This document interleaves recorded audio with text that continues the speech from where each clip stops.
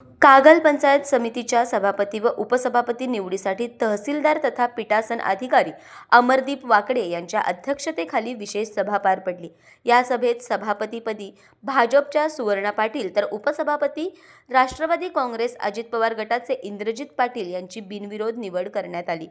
सिद्धनेरली गणातून निवडून आलेल्या सुवर्णा पाटील यांची सभापती पदाच्या उमेदवारीला तर सावर्डे गणातून विजयी झालेले इंद्रजित पाटील यांची उपसभापती पदाच्या उमेदवारीला एकमेव अर्ज प्राप्त झाल्याने दोघांचीही बिनविरोध निवड झाल्याचे तहसीलदार वाकडे यांनी घोषित केले।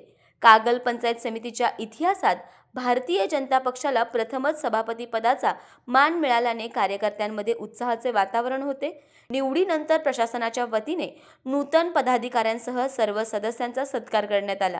नूतन सभापती सुवर्णा पाटील यांनी गट-तट न पाहता पात्र लाभार्थ्यांना शासनाच्या योजना पोहोचवण्यासाठी प्रयत्नशील राहणार असल्याचे सांगितले।